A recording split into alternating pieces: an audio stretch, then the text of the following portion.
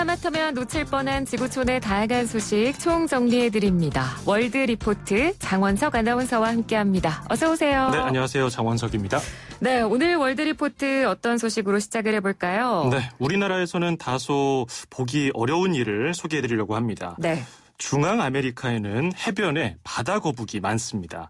이 바다 거북이 해안가에서 바다를 왔다 갔다 하면서 서식하는데요. 번식 활동을 한 뒤에 알을 낳으려면 당연히 해안가로 올라오겠죠.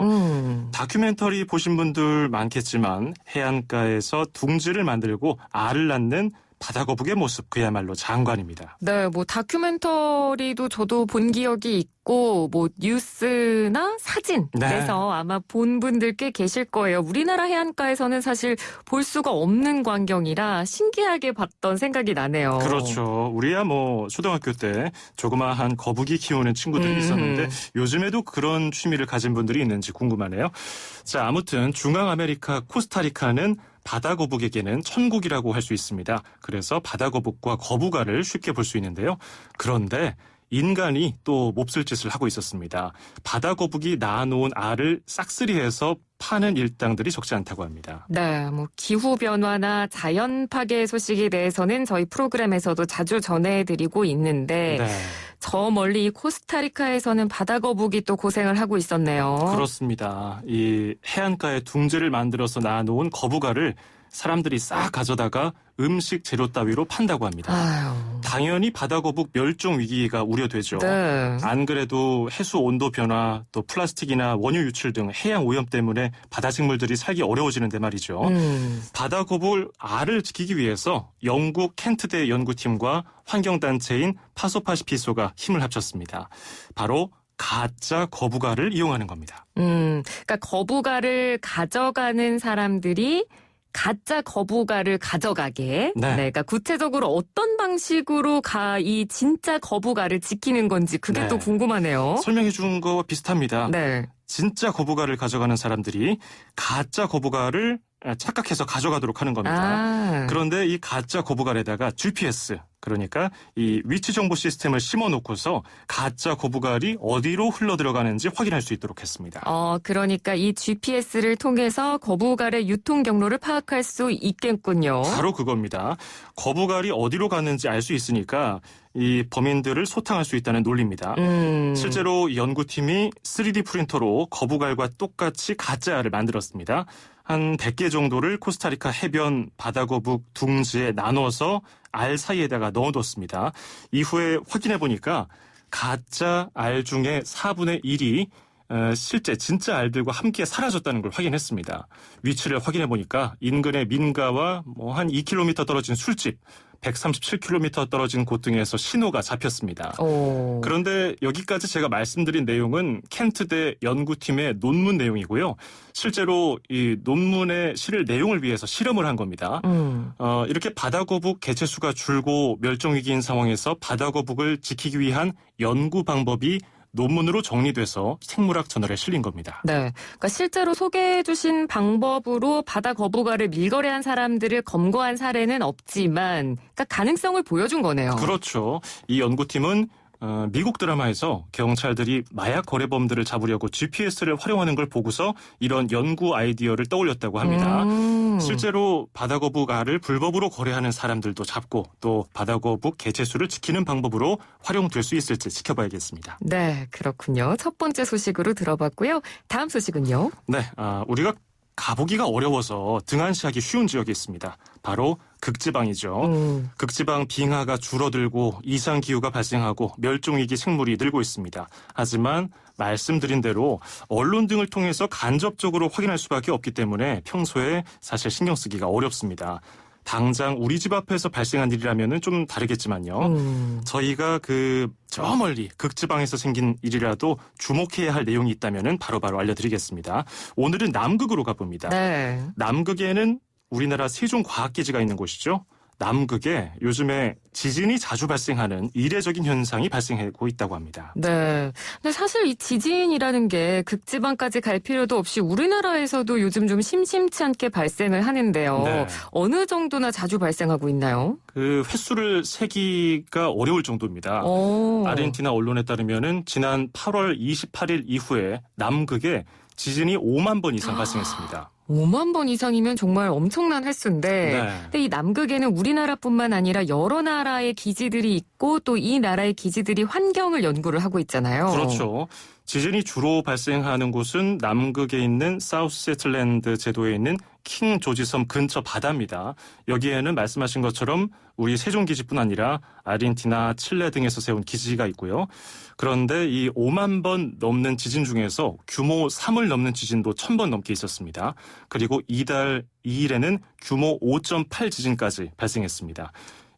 좀 비교하시라고 설명을 해드리면은 지난 2016년에 경주 지진이 바로 규모 5.8이었고요. 이듬해 2017년 포항 지진은 규모 5.4였습니다. 네. 근데 남극이 원래 이렇게 지진이 자주 일어나는 곳인가요?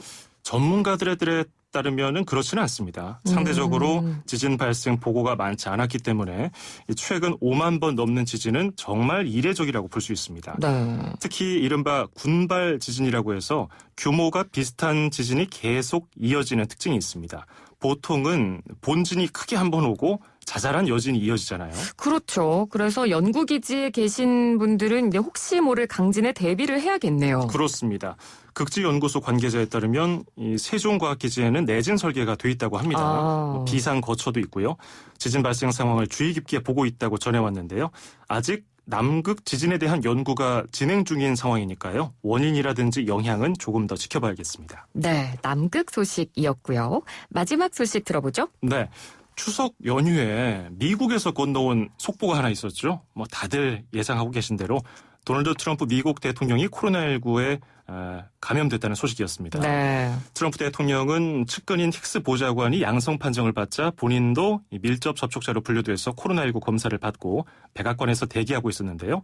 결국은 양성 판정이 나오자 월터 리드 군병원에서 치료를 받았습니다.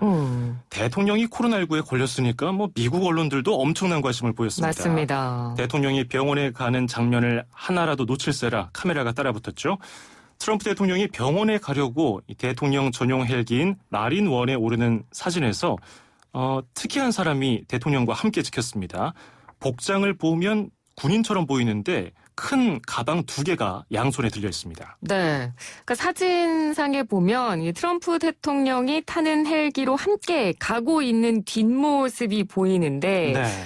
보통 이제 대통령 짐은 보좌관들이 들잖아요. 그렇죠. 그런데 딱 봐도 군인의 복장을 하고 있는데 굉장히 큰 가방 2개를 양손에 들고 가는 모습이 좀 굉장히 특이하게 보여요. 그렇죠. 지금 팔 근육도 보면은 저 가방이 보통 무게가 아니구나 이런 것도 좀 짐작해 볼 수가 있어요. 네.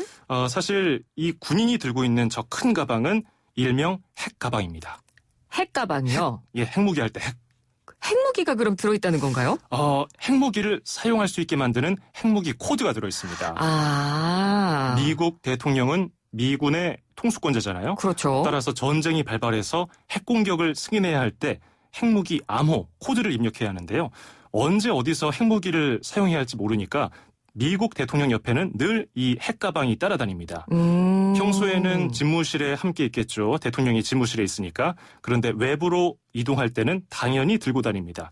이번에 트럼프 대통령이 코로나19 치료를 위해서 병원으로 갈 때도 이 핵가방은 트럼프 대통령 곁을 떠나지 않았습니다. 그렇군요. 영화에서만 봤던 건데 이게 실제로 있었던 거고요. 그렇습니다. 그래서 이 핵 가방이라고 불리는 걸 군인이 들고 있었던 거네요. 그렇죠. 군대의 무기이기 때문에 담당하는 군인이 있습니다. 백악관 군사실 소속인데요. 무슨 일이 있어도 핵무기 코드가 담긴 핵가방을 지키는 임무를 수행합니다. 이 핵무기 코드가 적의 손에 들어갔다가는 큰일 날 테니까요. 당연하죠.